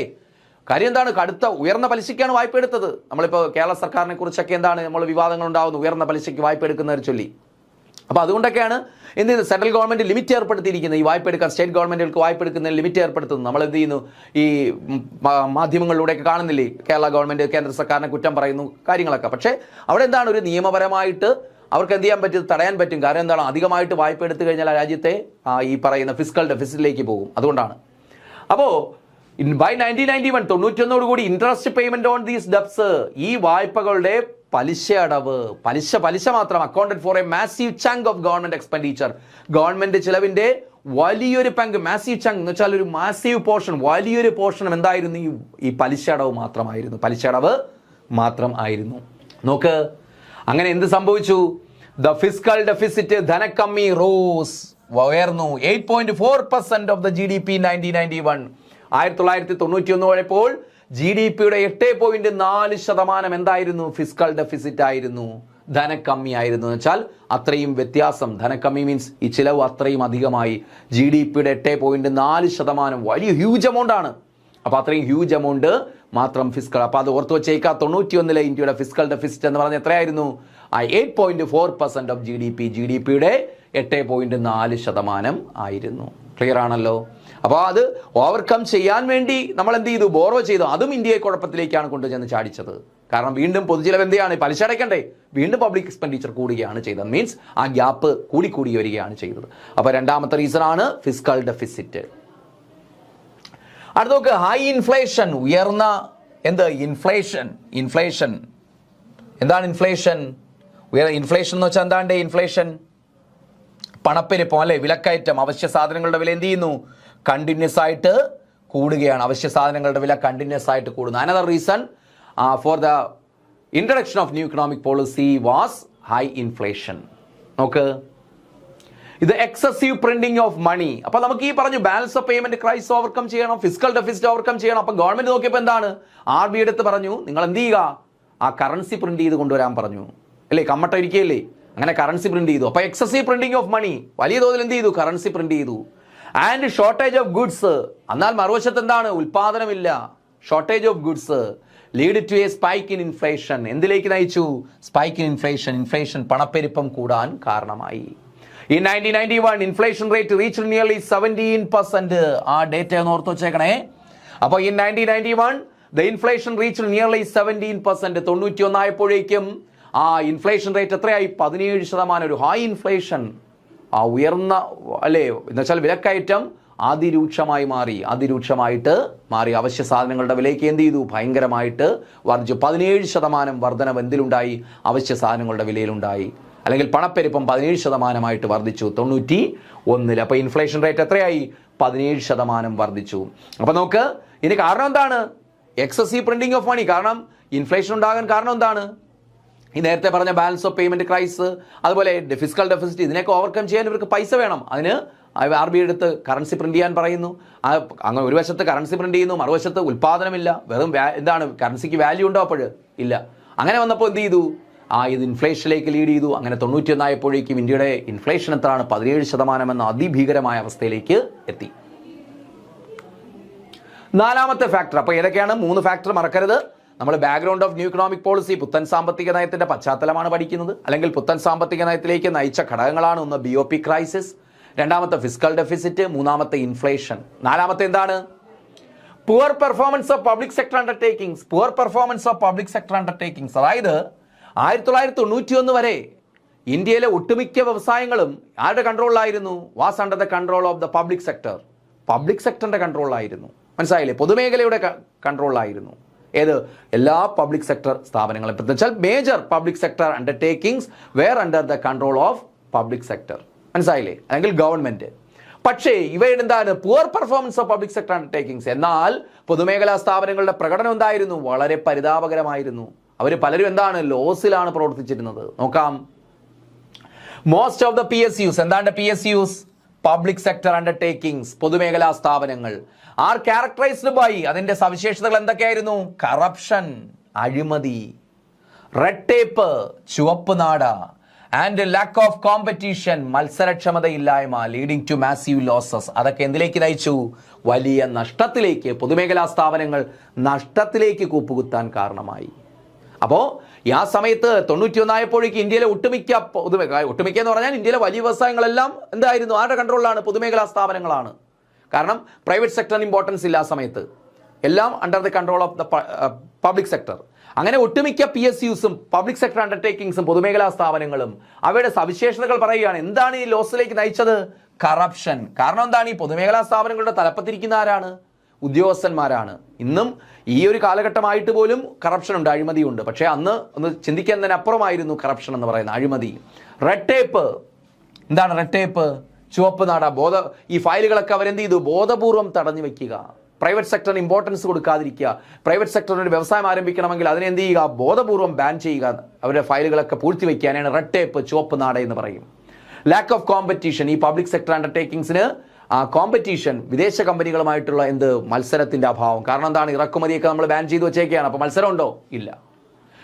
ഒരു സ്ഥാപനത്തിന് അല്ലെങ്കിൽ ഒരു ഉൽപ്പന്നത്തിന് ക്വാളിറ്റി കൂടുന്ന എപ്പോഴാണ്? കോമ്പറ്റീഷൻ ഉണ്ടാകുമ്പോഴാണ്. ഇവിടെ കോമ്പറ്റീഷനും ഇല്ല. ഇതൊക്കെ ലീഡിംഗ് ടു മാസീവ് ലോസസ്. ഇതെന്തിലേക്ക് നയിച്ചു? വലിയ നഷ്ടത്തിലേക്ക് നയിച്ചു. പൊതുമേഖലാ സ്ഥാപനങ്ങൾ നഷ്ടത്തിലാകാൻ കാരണം. അപ്പം നാലാമത്തെ റീസൺ എന്താണ്? Poor performance of public sector undertakings. അഞ്ചാമത്തെ നോക്ക്, എക്സ്റ്റേണൽ ഷോക്സ്, ബാഹ്യാഘാതം എന്ന് പറയും. ബാഹ്യാഘാതം, എക്സ്റ്റേണൽ ഷോക്സ്, ബാഹ്യാഘാതം. ഇനി പുത്തൻ സാമ്പത്തിക നയത്തിലേക്ക് നയിച്ച അടുത്ത ഘടകമാണ് എക്സ്റ്റേണൽ ഷോക്ക്, ബാഹ്യാഘാതം. എന്താണ് നോക്കാം. ദ ഗൾഫ് വാർ 1990-91, 90-91 കാലഘട്ടത്തിൽ ഗൾഫ് യുദ്ധം, ഇറാഖും കുവൈറ്റും തമ്മിൽ, അല്ലെങ്കിൽ അറബ് രാജ്യങ്ങൾക്കിടയിൽ ഉണ്ടായ യുദ്ധമാണ് ഗൾഫ് വാർ. അതിന്റെ ഫലമായിട്ട് ഇന്ത്യ എങ്ങനെ അഫക്ട് ചെയ്തു? Oil prices doubled overnight. ഒരു രാത്രി കൊണ്ട് എന്ത് ചെയ്തു? ഓയിൽ പ്രൈസ് മീൻസ് പെട്രോളിയം ഉൽപ്പന്നങ്ങളുടെ വില എന്ത് ചെയ്തു? ഇരട്ടിയായി, അല്ലേ? ഇരട്ടിയായി. ഫർദർമോർ, കൂടാതെ thousands of Indians working in the Gulf returned home, അല്ലെ? ആയിരക്കണക്കിന് ആളുകൾ ഗൾഫ് രാജ്യങ്ങളെ ഡിപ്പെൻഡ് ചെയ്ത് വർക്ക് ചെയ്തിരുന്നവരെല്ലാം എന്ത് ചെയ്തു? തിരിച്ച് നമ്മുടെ സ്വദേശത്തേക്ക് വന്നു. Causing A sudden stop in remittance. ഇതിന്റെ ഫലമായിട്ട് എന്ത് ചെയ്തു? അങ്ങനെ റെമിറ്റൻസ് എങ്കിലും കിട്ടിക്കൊണ്ടിരുന്നു. മീൻസ് വിദേശത്ത് നാട്ടിലേക്ക് അയക്കുന്ന പണമാണ് റെമിറ്റൻസ് എന്ന് പറയുന്നത്. ഈ റെമിറ്റൻസും ഇല്ലാതായി. വിദേശത്ത് ജോലി ചെയ്ത് ഇന്ത്യക്കാർ നാട്ടിലേക്ക് അയക്കുന്ന പണമാണ് റെമിറ്റൻസ്. ഈ റെമിറ്റൻസിന്റെ വരവും നിലച്ചു. കാരണം എന്താണ്? ഗൾഫ് വാർ. അപ്പോൾ ഗൾഫ് വാർ രണ്ട് ഇമ്പാക്റ്റ് ആണ് ഉണ്ടാക്കിയത്. ഒന്നെന്താണ്? ഓയിൽ പ്രൈസ് കൂടി. ഓയിൽ പ്രൈസ് കൂടുമ്പോൾ നമുക്കറിയാം അതാണ് പറയുന്നത്, ഓയിൽ പ്രൈസ് ഡബിൾഡ് ഓവർനൈറ്റ്. ഒരു രാത്രി കൊണ്ട് എന്ത് ചെയ്തു? ഇരട്ടിയായിട്ട് മാറി. അതിന്റെ ഫലമായിട്ട് എന്ത് ചെയ്തു? സ്വാഭാവികമായിട്ട് ഓയിൽ പ്രൈസ് കൂടുമ്പോൾ നമുക്ക് ഇൻഫ്ലേഷൻ റേറ്റ് എന്ത് ചെയ്യും? പണപ്പെരുപ്പ നിരക്ക് കൂടും, വിലക്കയറ്റം തോത് വീണ്ടും കൂടി. മാത്രമല്ല, ആയിരക്കണക്കിന് ആളുകൾ ഗൾഫ് രാജ്യങ്ങളിൽ വർക്ക് ചെയ്യുന്നവർ നാട്ടിലേക്ക് തിരിച്ചു വരികയും അതോടുകൂടി സഡൻ സ്റ്റോപ്പ് ഇൻ റെമിറ്റൻസ്, വളരെ വേഗം എന്ത് ചെയ്തു? റെമിറ്റൻസിന്റെ ഇൻഫ്ലോ ഇല്ലാതാവുകയും ചെയ്തു. ഇതാണ് എക്സ്റ്റേണൽ ഷോക്ക് എന്ന് പറയുന്നത്, എക്സ്റ്റേണൽ ഷോക്ക്. ഇനി മറ്റൊരു കാരണമാണ് collapse of the USSR. Collapse of the USSR. ആരുടെ തകർച്ച? ആറാമത്തെ കാരണമായിട്ട് നമുക്ക് പറയാം, ആറാമത്തെ റീസൺ ആയിട്ട് നമുക്ക് പറയാം കൊളാപ്സ് ഓഫ് ദ USSR, അല്ലെ? റഷ്യയുടെ തകർച്ച. 91 മിഖായിൽ ഗോർബച്ചേവിന്റെ കാലഘട്ടത്തിൽ, അതുവരെ അമേരിക്കയുമായിട്ട് കോമ്പീറ്റ് ചെയ്തുകൊണ്ടിരുന്ന, അല്ലെ? ആ സമയത്ത് രണ്ട് കൊമ്പന്മാരാണ് ഉണ്ടായിരുന്ന ലോകത്ത്, USSRഉം USA യും. എന്നാൽ 91 ഇതാ പെട്ടെന്ന് എന്ത് ചെയ്തു? ആര് തകരുന്നു? USSR തകരുന്നു. മിഖായിൽ ഗോർബച്ചേവിന്റെ വികലമായ നയങ്ങൾ നിങ്ങൾ പഠിച്ചിട്ടുണ്ടാകും അല്ലേ? അപ്പൊ നമുക്ക് the Soviet union was India's largest trading partner. അപ്പൊ സോവിയറ്റ് യൂണിയൻ തകർന്ന നമുക്ക് എന്താണ്? അതാണ് ഈ പറയുന്നത്. The Soviet union was India's largest trading partner. ഇന്ത്യയുടെ ഏറ്റവും വലിയ ഒരു വ്യാപാര പങ്കാളിയായിരുന്നു ആര്? Soviet union. അന്നും അതെ ഇന്നും അതെ അല്ലേ? ഇന്നും ഇപ്പോൾ പുടിൻ വന്നിട്ട് പോയതല്ലേ ഉള്ളൂ. നമ്മുടെ പ്രധാനമന്ത്രിയുമായിട്ട് അല്ലേ കൂടിക്കാഴ്ച നടത്തി. അവർ തമ്മിൽ എന്ത് ചെയ്തു? മറ്റ് രാഷ്ട്രത്തലവന്മാർ വരുന്നതിനേക്കാൾ വലിയ സൗഹൃദത്തിലാണ് എന്ത് ചെയ്തത്? അവർ ചടങ്ങുകളിലൊക്കെ ഓരോ ഫംഗ്ഷനിലൊക്കെ പങ്കെടുത്തതും കരാറുകളിൽ ഒപ്പിട്ടതും. കാരണം എന്താണ്? വർഷങ്ങൾ നീണ്ട അല്ലേ നൂറ്റാണ്ടുകളോളം ബന്ധമുള്ള രാജ്യങ്ങളാണ് ആരെന്ന് പറയുന്നത്? ഇന്ത്യയും അതുപോലെ ആരും റഷ്യയും എന്ന് പറയുന്നത്. റഷ്യ വലിയൊരു ട്രേഡിംഗ് പാർട്ണർ ആയിരുന്നു. എല്ലാ അർത്ഥത്തിലും സൈനികമായിട്ടും സാമ്പത്തികമായിട്ടും വ്യാവസായികമായിട്ടും ഒരു വലിയ ട്രേഡിംഗ് പാർട്ണർ ആയിരുന്നു അന്ന്. അപ്പോൾ അങ്ങനെ ഈ USSR 91 തകരുന്നു. അപ്പോൾ കാരണം എന്താണ്? ഇന്ത്യയുടെ വലിയൊരു ട്രേഡിംഗ് പാർട്ണറാണ് അതോടുകൂടി ഇല്ലാതായത്. ഇറ്റ്സ് ഡിസിൻറ്റഗ്രേഷൻ, റഷ്യയുടെ ഡിസിൻറ്റഗ്രേഷൻ മീൻസ് തകർച്ച. റഷ്യയുടെ തകർച്ച means loss of guaranteed export market അല്ലേ? നമ്മുടെ ഒരു ഗ്യാരണ്ടീഡ് ഉറപ്പുള്ള ഒരു എക്സ്പോർട്ട് മാർക്കറ്റാണ് നഷ്ടപ്പെട്ടത്. കാരണം റഷ്യയിലേക്ക് നമുക്ക് യഥേഷ്ടം സാധനങ്ങൾ എക്സ്പോർട്ട് ചെയ്യാമായിരുന്നു. ആ ഗ്യാരണ്ടീഡ് ഉറപ്പുള്ള ഒരു എക്സ്പോർട്ട് മാർക്കറ്റ്, ഒരു കയറ്റുമതി കമ്പോളം ആർക്ക് നഷ്ടമായി? ഇന്ത്യക്ക് നഷ്ടമായി. And A shift in global politics. അതുപോലെ എന്താണ്? ആഗോള പൊളിറ്റിക്സിൽ എന്തുണ്ടായി? ഒരു ഷിഫ്റ്റും ഉണ്ടായി. അപ്പോൾ കൊളാപ്സ് ഓഫ് USSR എങ്ങനെയാണ് ബാധിച്ച ഇന്ത്യയെ? കാരണം എന്താണ്? സോവിയറ്റ് യൂണിയൻ ഇന്ത്യയുടെ ഒരു പ്രധാനപ്പെട്ട വ്യാപാര പങ്കാളിയായിരുന്നു, ട്രേഡിംഗ് പാർട്ണർ ആയിരുന്നു. ഇറ്റ്സ് ഡിസൻറ്റഗ്രേഷൻ മീൻ അതിരുടെ തകർച്ചയെന്ന് പറഞ്ഞാൽ അതിൻ്റെ അർത്ഥം സോവിയറ്റ് യൂണിയൻ്റെ തകർച്ചയെന്ന് വെച്ചാൽ എന്താണ്? ഇന്ത്യക്ക് ഉറപ്പായിട്ടുണ്ടായിരുന്ന ഒരു എക്സ്പോർട്ട് മാർക്കറ്റാണ് നഷ്ടമായത്. മാത്രമല്ല A shift in global politics, ആഗോള രാഷ്ട്രീയത്തിൽ ഒരു ഷിഫ്റ്റ് ഉണ്ടായി. കാരണം നമ്മൾക്ക് ഇന്ത്യക്ക് ആ സമയത്ത് ആരോടൊരു ചായ്വുണ്ടായിരുന്നു? സോഷ്യലിസ്റ്റ് കൺട്രിയായ USSRനോടാണ് ചായ്വ്. ആരോടല്ല? ക്യാപിറ്റലിസ്റ്റ് കൺട്രിയായ ആരോടല്ല? അമേരിക്കയോടല്ല. നമ്മൾ എന്ത് ചെയ്തു? ചേരിചേരാ നയമൊക്കെ പ്രഖ്യാപിച്ചു. നോൺ അലൈൻമെന്റ് മൂവ്മെന്റ് നിങ്ങൾ പഠിച്ചു കാണും. എങ്കിലും നമുക്ക് റഷ്യയോട് കൂടുതലൊരു അടുപ്പം സൗഹൃദമുണ്ടായിരുന്നു. എന്നാൽ ഇപ്പോൾ എന്താണ്? ലോകത്തെ ഒരു വലിയ ശക്തിയായിട്ട് ഇപ്പോൾ ആര് മാറി? അമേരിക്ക മാറി. ഇന്നും അതുപോലെ തന്നെയാണ്. അപ്പോൾ പിന്നെ എന്ത് ചെയ്തു? ഗ്ലോബൽ പൊളിറ്റിക്സിൽ വലിയ മാറ്റം വന്നു. അപ്പോൾ അമേരിക്കയോട് അടുത്ത് നിൽക്കുന്നവർക്ക് ഇന്ത്യയോട് വലിയ താല്പര്യമില്ലാതായി. കാരണം എന്താണ്? നമ്മൾ ആരോട് ചേർന്ന് നിന്നതാണ്? സോവിയറ്റ് യൂണിയനോട് ചേർന്ന് നിന്നത്. അപ്പോൾ ഗ്ലോബൽ പൊളിറ്റിക്സിലും വലിയൊരു മാറ്റമുണ്ടായി. ഇതാണ് അടുത്ത റീസൺ എന്ന് പറയുന്നത്. അടുത്ത നോക്ക്, intervention of the IMF and world bank. Intervention of the IMF and world bank അല്ലേ? 6ാമത്തെ പോയിന്റ്. അപ്പോൾ ഇവിടെ നേരത്തെ ഞാൻ പോയിന്റ് ഇടാത്തത് ഓർക്കുക. ഏതാണ്? എക്സ്റ്റേണൽ ഷോക്കിൽ ഇതുകൂടി അങ്ങ് ഉൾപ്പെടുത്തിയാൽ മതി കേട്ടോ. എക്സ്റ്റേണൽ ഷോക്കിൽ ഏതുകൂടി ഉൾപ്പെടുത്തുക? ഇതുകൂടി ഉൾപ്പെടുത്തുക. എക്സ്റ്റേണൽ ഷോക്ക് തന്നെയല്ലോ. എക്സ്റ്റേണൽ ഷോക്കിൽ നേരത്തെ ഗൾഫ് വാർ നമ്മൾ പറഞ്ഞില്ലേ? അപ്പോൾ ഇതുകൂടെ ചേർത്തങ്ങ് പഠിച്ചാൽ മതി. കൊളാപ്സ് ഓഫ് USSR അതുകൊണ്ടാണ് ഒരു എക്സ്റ്റേണൽ ഷോക്ക് അല്ലേ? അതുകൊണ്ടാണ് നമ്പർ ഇടാത്തത് കേട്ടോ ഞാനവിടെ. ഓക്കെ, അടുത്ത നോക്ക്, intervention of IMF and world Bank. അല്ലെ? Intervention of IMF and world Bank. IMF എന്താണ്? International Monetary Fund. World Bank അല്ലെങ്കിൽ IBRD, International Bank for Reconstruction and Development. World Bank എന്ന് പറയും. ലോക ബാങ്ക് IBRD. വേൾഡ് ബാങ്കിന്റെ മറ്റൊരു പേരെന്താണ്? IBRD. ഇവരെ ബ്രെട്ടൻ വുഡ് ട്വിൻസ് എന്നറിയപ്പെടുന്നു. ബ്രെട്ടൻ വുഡ് ട്വിൻസ് എന്നറിയപ്പെടും IMFും വേൾഡ് ബാങ്കും. അവരുടെ ഇടപെടൽ, അതായത് നമ്മൾ ഈ സാമ്പത്തിക പ്രതിസന്ധിയിൽ നട്ടം തിരികെയാണ് 91 അല്ലേ? അതിന്റെ കാരണം BOP ക്രൈസിസ്, ഇൻഫ്ലേഷൻ അല്ലേ? അതുപോലെ പിന്നെ എന്താണ്? പബ്ലിക് സെക്ടറിന്റെ ലോസ്, അതുപോലെ ഈ എക്സ്റ്റേണൽ ഷോക്ക്. ഇതിന്റെ ഫലമായിട്ടൊക്കെ നമ്മൾ നട്ടം തിരിയുന്ന സമയത്ത് ആരുടെ ഇടപെടൽ? IMFിന്റെയും വേൾഡ് ബാങ്കിന്റെയും ഇടപെടൽ. നോക്ക്, in 1991 India secured a massive bailout package from both IMF and World Bank to prevent the economic collapse. അപ്പോൾ 6ാമത്തെ പോയിന്റ് എന്താണ്ട് പറയുന്നത്? ആരുടെ ഇടപെടലാണ്? IMFിന്റെയും വേൾഡ് ബാങ്കിന്റെയും ഇടപെടൽ അല്ലേ? എന്താണ്? in 1991 ഇന്ത്യ സെക്യൂർഡ് 91 ഇന്ത്യക്ക് ലഭിച്ചു എന്ത്? A massive bailout package. Bailout package ലഭിച്ചു. ആരിൽ നിന്നാണ്? മാസീവ് ബെയിലൗട്ട് പാക്കേജ് ആരിൽ നിന്ന് ലഭിച്ചു? ബെയിലൗട്ട് പാക്കേജ് എന്ന് വെച്ചാൽ എന്താണ്? ബെയിലൗട്ട് പാക്കേജ് ഒരു സാമ്പത്തിക സഹായം. അതായത് ഈ നഷ്ടത്തിൽ നിന്നും അല്ലെങ്കിൽ തകർച്ചയിൽ നിന്നും കരകയറ്റാനുള്ള കൊടുക്കുന്ന സാമ്പത്തിക സഹായത്തിന് പറയുന്ന പേരാണ് ബെയിലൗട്ട് എന്ന് പറയും കേട്ടോ. ഈ തകർച്ചയിൽ പെട്ട് കിടക്കുന്ന സ്ഥാപനമോ കമ്പനിയോ അവരെ തകർച്ചയിൽ കരകയറ്റാൻ പ്രഖ്യാപിക്കുന്ന സാമ്പത്തിക സഹായത്തിനാണ് എന്തെന്ന് പറയുന്നത്? ബെയിലൗട്ട്. നിങ്ങൾ സാമ്പത്തിക സഹായം എന്ന് വിചാരിക്കുക.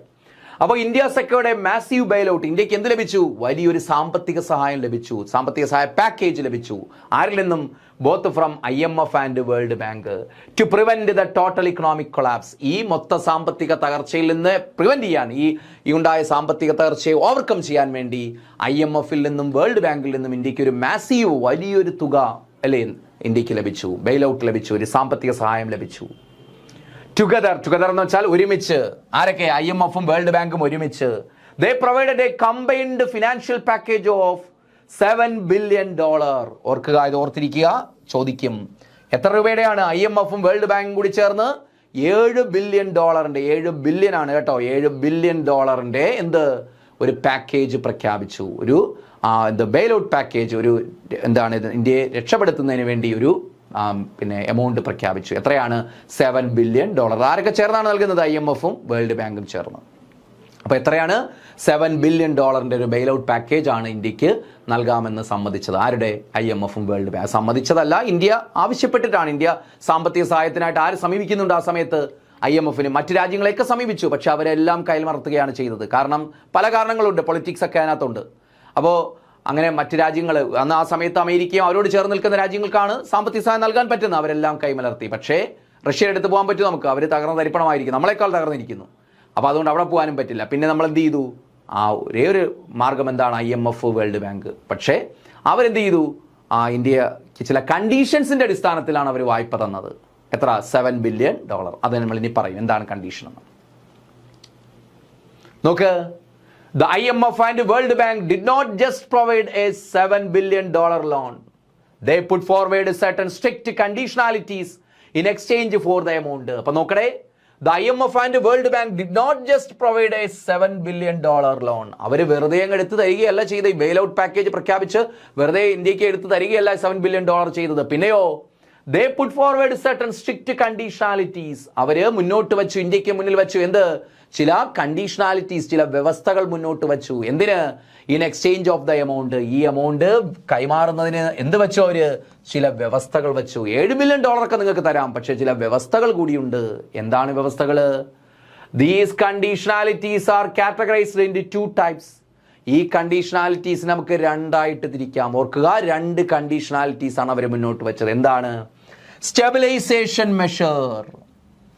India government should introduce stabilization measures or short-term measures and structural adjustment program. അതായത് ലോങ് ടേം മെഷേഴ്സ് എന്ന് പറഞ്ഞാൽ നമുക്ക് പെട്ടെന്ന് സോൾവ് ചെയ്യേണ്ട, കാരണം നമ്മൾ നട്ടം തിരിഞ്ഞു നിൽക്കുന്ന സമയമാണ് എക്കണോമിക് ക്രൈസിസ് മൂലം.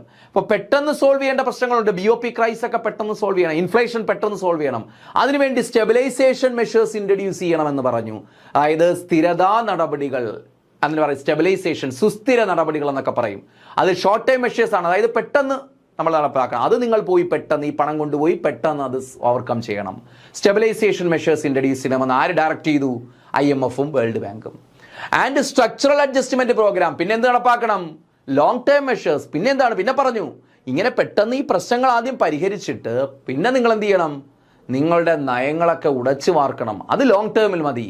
അതിനെയാണ് സ്ട്രക്ചറൽ അഡ്ജസ്റ്റ്മെന്റ് പ്രോഗ്രാം. ഘടനാപരമായ നടപടികൾ എന്ന് പറയും, അല്ലെങ്കിൽ ഘടനാപരമായ നീക്കുപോക്കുകൾ എന്നൊക്കെ പറയും. സ്ട്രക്ചറൽ അഡ്ജസ്റ്റ്മെന്റ് പ്രോഗ്രാം, ഘടനാപരമായ നീക്കുപോക്കുകൾ അല്ലെങ്കിൽ ഘടനാപരമായ നടപടികൾ എന്ന് പറയും. അപ്പോൾ ഇങ്ങനെ 2 കണ്ടീഷൻ. അപ്പോൾ കണ്ടീഷണാലിറ്റീസ് ഏതൊക്കെയാണ്? മറക്കരുത്. സ്റ്റെബിലൈസേഷൻ മെഷേഴ്സ്, സ്ഥിരതാ നടപടികളും അല്ലെങ്കിൽ സുസ്ഥിരവൽക്കരണ നടപടികളും, അതുപോലെ സ്ട്രക്ചറൽ അഡ്ജസ്റ്റ്മെന്റ് പ്രോഗ്രാം.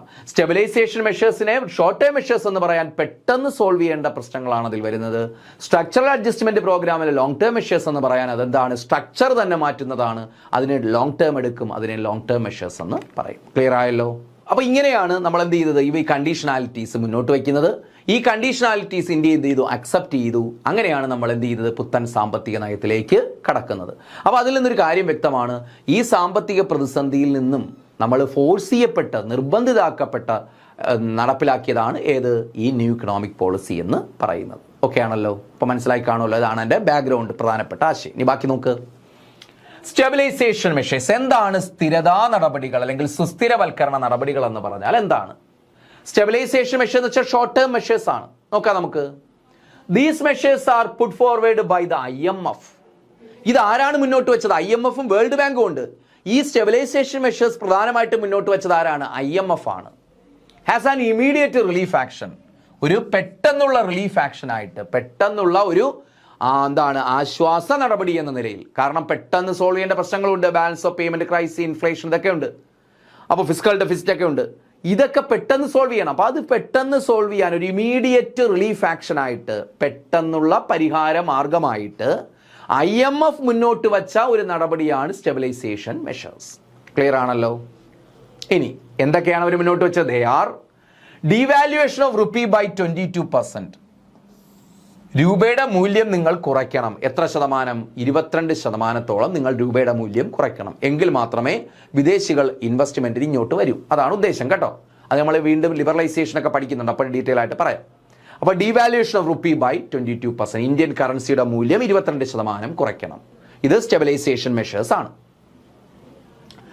ആൾ ഗവൺമെന്റ് എക്സ്പെൻഡിച്ചർ മസ്റ്റ് അല്ലേ to be cut down by 10% annually. എന്താണ്? ആൾ ഗവൺമെന്റിന്റെ ചിലവുകൾ to be cut down by 10% annually. വർഷാവർഷം 10% വെച്ച് ഗവൺമെന്റ് ചിലവുകൾ കുറച്ച് കൊണ്ടുവരണം. എന്തിനു വേണ്ടി? To reduce fiscal deficit. കാരണം പബ്ലിക് എക്സ്പെൻഡിച്ചർ കൂടി നിൽക്കുകയാണ്, പൊതുചിലവ് കൂടി നിൽക്കുകയാണ്. അപ്പോൾ അത് കുറയ്ക്കാൻ വേണ്ടി വർഷാവർഷം 10% വെച്ച് ഗവൺമെന്റിന്റെ ചിലവുകൾ കുറച്ചു കൊണ്ടുവരിക. Drastic reduction in the peak import tariff from the prevailing level of 130% to 30%.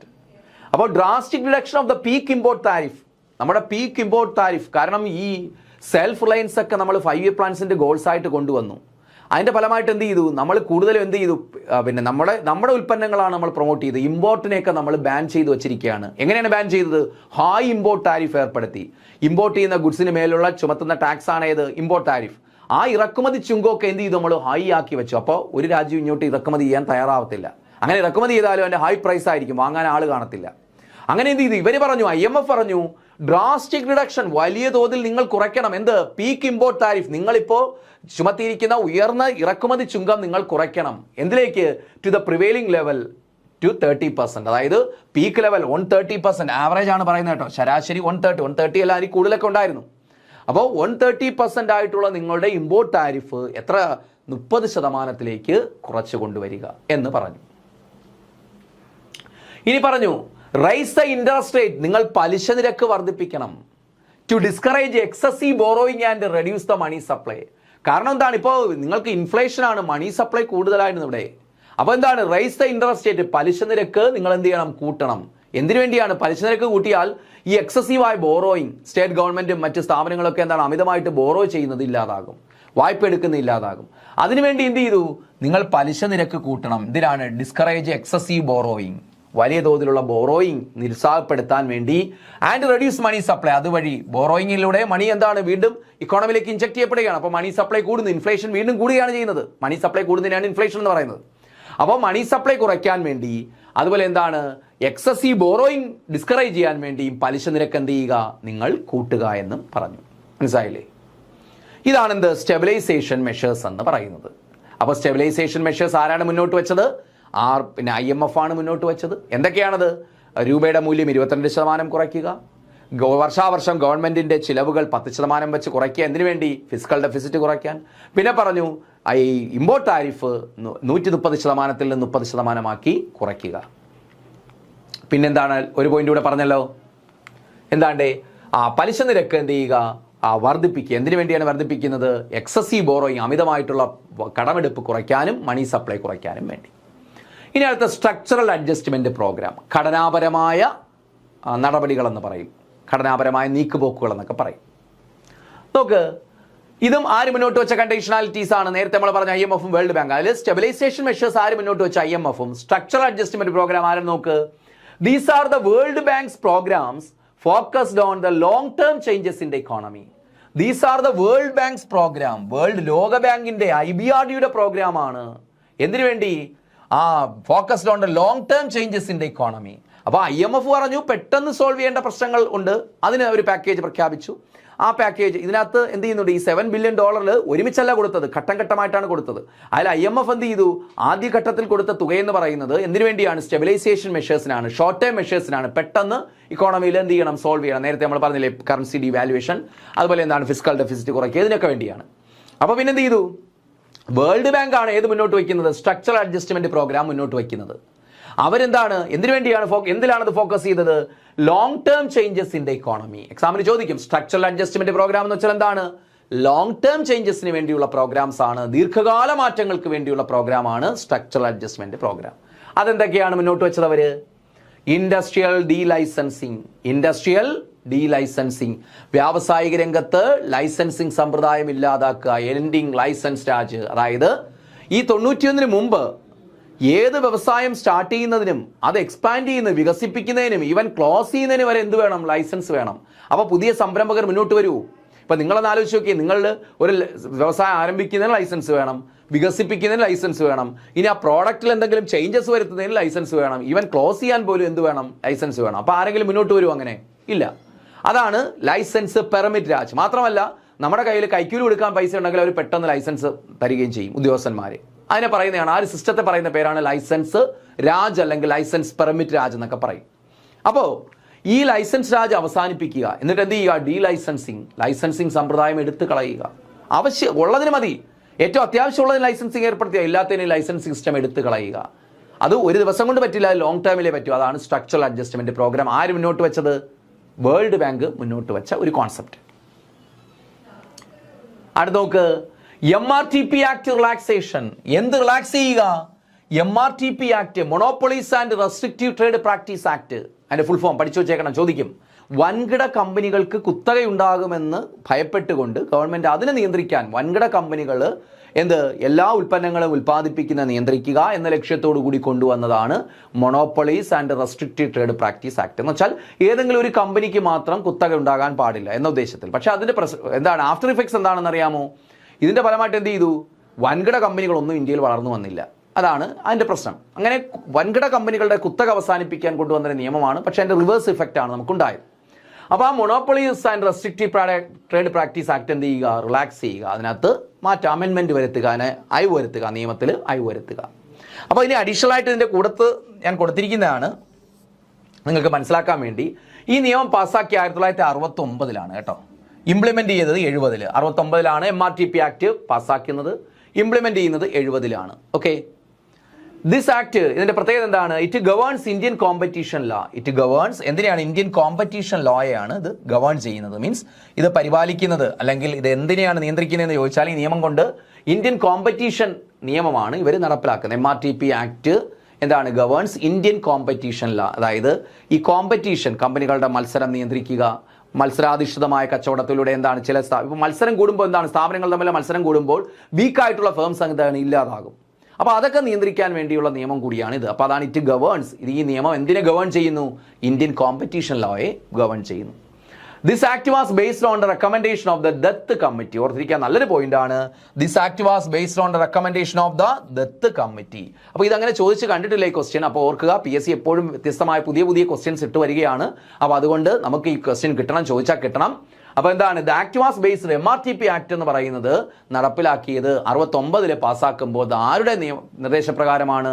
Dutt committee. Dutt committee means Subimal Dutt ആണ് ഇതിന്റെ ചെയർമാൻ എന്ന് പറയുന്നത്. ദത്ത് കമ്മിറ്റിയുടെ റെക്കമെൻഡേഷൻ പ്രകാരമാണ് അവർ MRTP ആക്ട് കൊണ്ടുവന്നത്. ഓക്കെ, ഇതാണ്. അപ്പോൾ നിങ്ങൾ ഇവിടെ ഓർക്കുക, MRTP ആക്ട് റിലാക്സ് ചെയ്യുക. അതൊരു സ്ട്രക്ചറൽ അഡ്ജസ്റ്റ്മെന്റ് പ്രോഗ്രാം ആയിരുന്നു.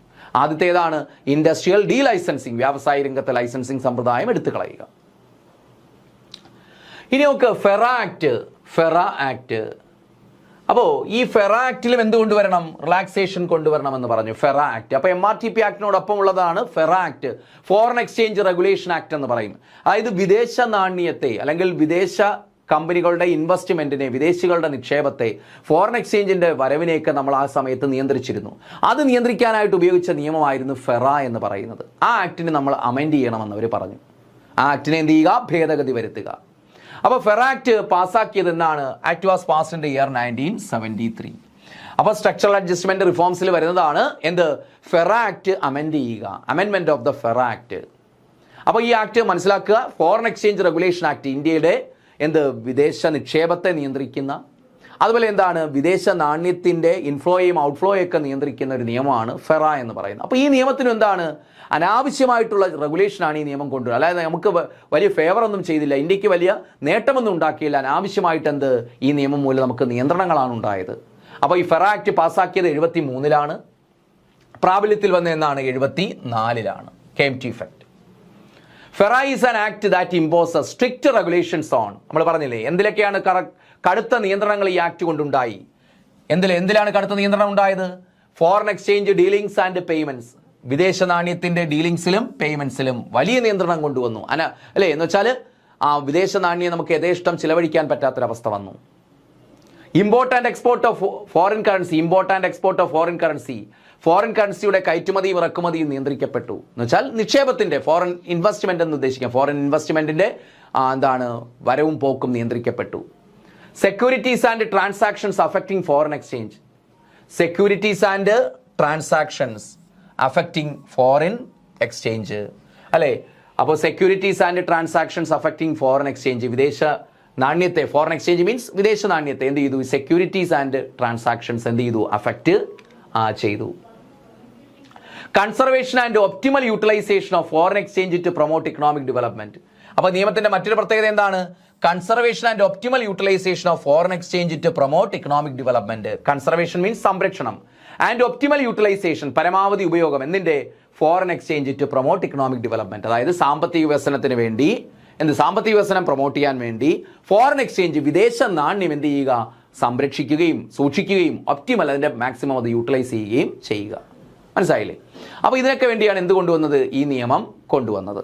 അപ്പോൾ ഈ നിയമത്തിന്റെ ഉദ്ദേശം എന്താണ്, എന്തൊക്കെയാണ് ഇത് ചെയ്യുന്നത്? സ്ട്രിക്റ്റ് റെഗുലേഷൻസ് ഓൺ, ഇത് എന്തിലൊക്കെ നിയന്ത്രണങ്ങൾ കൊണ്ടുവന്നു?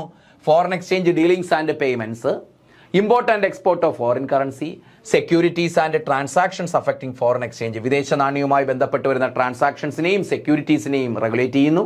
അതുപോലെ വിദേശ നാണ്യത്തെ conservation and optimal utilisation of foreign exchange to promote economic development, സാമ്പത്തിക വികസനത്തെ പ്രൊമോട്ട് ചെയ്യാൻ വേണ്ടി ഫോറിൻ എക്സ്ചേഞ്ച് ഒപ്റ്റിമൽ യൂട്ടിലൈസ് ചെയ്യണം, അതുപോലെ ഇത് കൺസർവ് ചെയ്യണം, അതിനെന്ത് ചെയ്തു, റെഗുലേറ്റ് ചെയ്തു.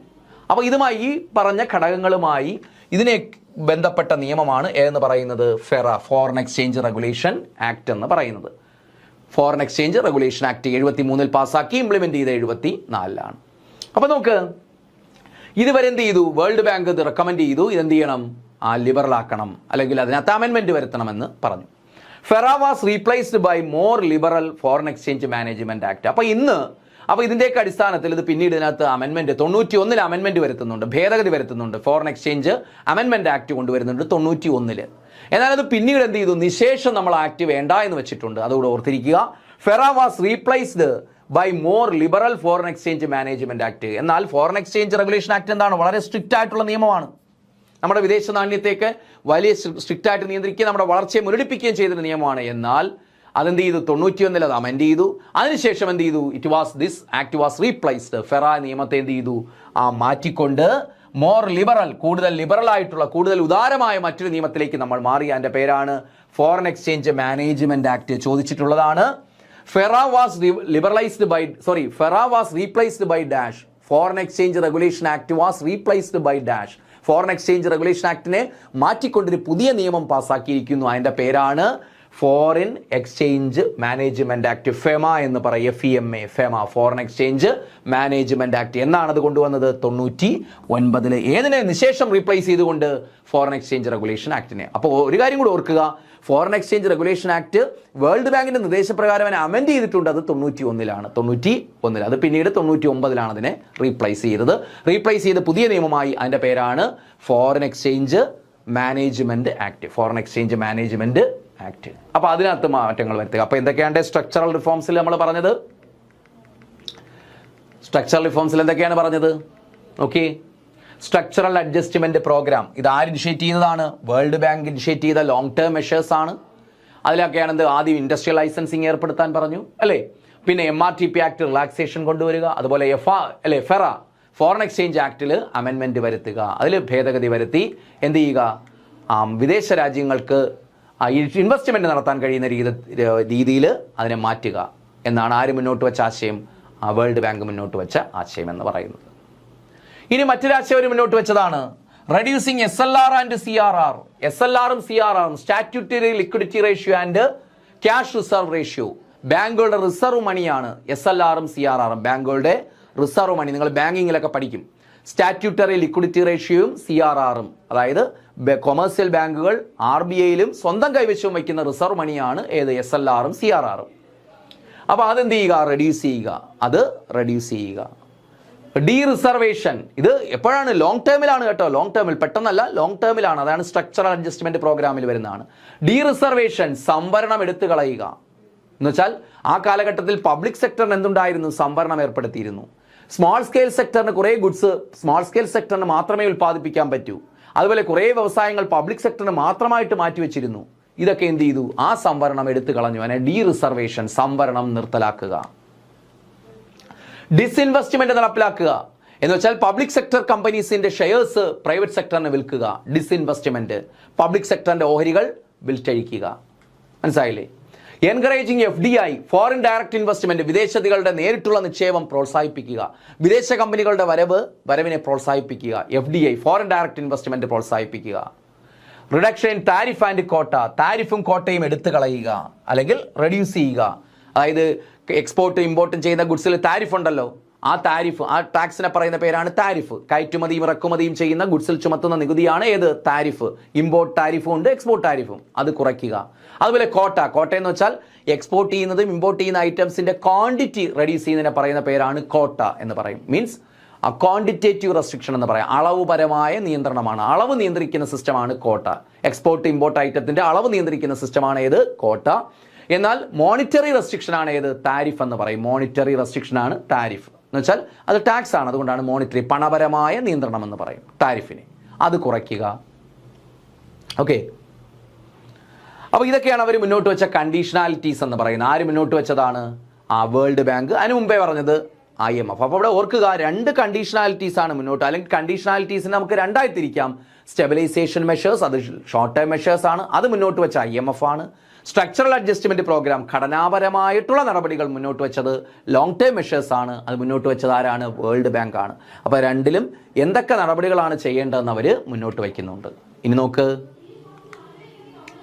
ബൈ അക്സെപ്റ്റിംഗ് ദ കണ്ടീഷണാലിറ്റീസ്, ഈ കണ്ടീഷണാലിറ്റീസ് അക്സെപ്റ്റ് ചെയ്തുകൊണ്ട്, കാര്യം നിവർത്തിയില്ല, വേറെ നിവർത്തിയില്ലല്ലോ, ഇത് അക്സെപ്റ്റ് ചെയ്തേ പറ്റൂ അല്ലേ? By accepting conditionality set by IMF and world Bank. ആര് സെറ്റ് ചെയ്ത? IMFും വേൾഡ് ബാങ്കും മുന്നോട്ട് വെച്ച ഈ കണ്ടീഷണാലിറ്റീസ് അക്സെപ്റ്റ് ചെയ്തുകൊണ്ട്. ഏതൊക്കെ കണ്ടീഷണാലിറ്റീസ്? സ്റ്റെബിലൈസേഷൻ മെഷേഴ്സും സ്ട്രക്ചറൽ അഡ്ജസ്റ്റ്മെന്റ് പ്രോഗ്രാമും അവര് അക്സെപ്റ്റ് ചെയ്തുകൊണ്ട്. Indian government announce the new economic policy 1991. India government എന്ത് അനൗൺസ് ചെയ്തു? ന്യൂ ഇക്കണോമിക് പോളിസി 1991 അനൗൺസ് ചെയ്തു. നോക്ക്, the 3 important components of the new economic policy were. അങ്ങനെ പുത്തൻ സാമ്പത്തിക നയം അനൗൺസ് ചെയ്തു. അങ്ങനെ പുത്തൻ സാമ്പത്തിക നയത്തിന്റെ ഫലമായിട്ട് കൊണ്ടുവന്ന അതിന്റെ കമ്പോണൻസ് ആയിരുന്നു, അതിന്റെ അകത്തുള്ള ന്യൂ ഇക്കണോമിക് പോളിസിക്ക് അകത്തുള്ള 3 പ്രധാനപ്പെട്ട ഘടകങ്ങളുണ്ടായിരുന്നു. Liberalisation, privatisation and globalisation. അതിനെയാണ് LPG. അതുകൊണ്ടാണ് ന്യൂ ഇക്കണോമിക് പോളിസിയെ നമ്മൾ LPG മോഡൽ എന്ന് വിളിക്കുന്നത്. LPG എന്ന് പറയും. Liberalisation, privatisation and globalisation. അപ്പോൾ ന്യൂ ഇക്കണോമിക് പോളിസി അനൗൺസ് ചെയ്തു. അപ്പോൾ അതിൻ്റെ അർത്ഥം എന്താണ്? നമ്മൾ ആദ്യമേ പറഞ്ഞില്ലേ, നമ്മൾ ഒരിക്കലും നമ്മുടെ ഗവൺമെൻറ്റിൻ്റെ പ്രിഫറൻസ് മാത്രമായിരുന്നില്ല എന്തിൽ നിന്നുണ്ടായ ഇക്കണോമിക് ക്രൈസിസിൽ നിന്നുണ്ടായ ഒരു ഡെസ്പറേറ്റ് റെസ്പോൺസ് ആയിരുന്നു, നിരാശാജനകമായ പ്രതികരണത്തിൽ നിന്നാണ് നമ്മളിത് നടപ്പിലാക്കി. ഇതാണ് background of new economic policy. ഇപ്പോൾ മനസ്സിലായി കാണുമല്ലോ ഏത് സാഹചര്യത്തിലാണ് നമ്മളിത് നടപ്പിലാക്കേണ്ടി വന്നതെന്ന്. അപ്പോൾ ഇതിനകത്തുനിന്ന് ഒരുപാട് ക്വസ്റ്റ്യൻസ് വരാം. അപ്പോൾ ഇത് ഡീറ്റെയിൽ ആയിട്ട് എന്താണ് NCERT ടെക്സ്റ്റിൽ പറഞ്ഞിട്ടുണ്ട്. അഡീഷണൽ പോയിന്റ്സ് കൂടെ അതും മാത്രമല്ല അഡീഷണൽ പോയിന്റ്സ് കൂടി ഉൾപ്പെടുത്തിയാണ് നിങ്ങൾക്ക് നോട്ട് തന്നിരിക്കുന്നത്. ഓക്കെ, അപ്പോൾ ഇത്രയുമാണ് ന്യൂ ഇക്കണോമിക് പോളിസിയുമായിട്ട് ബാക്ക്ഗ്രൗണ്ട് എന്ന് പറയുന്നത്. ഇനി നമുക്ക് അതിൻ്റെ ഡീറ്റെയിൽ ആയിട്ട് ബാക്കി കാര്യങ്ങൾ പഠിക്കാനുണ്ട്. അപ്പോൾ നമുക്ക് അടുത്ത ക്ലാസ്സിൽ കാണാം. അപ്പോൾ ക്ലാസ് മനസ്സിലായി കാണുമെന്ന് കരുതുന്നു. അപ്പോൾ ആ MRTPയും ഫെറയും ജസ്റ്റ് നല്ലതുപോലെ ഒന്ന് വായിച്ച് മനസ്സിലാക്കുക കേട്ടോ. അപ്പോൾ എന്തെങ്കിലും ഡൗട്ട് ഉണ്ടെങ്കിൽ നിങ്ങൾ കോസ്റ്റ് ഡയറക്ടർ അറിയിക്കുക. നമുക്ക് അടുത്ത ക്ലാസ്സിൽ കാണാം. Okay, thank you.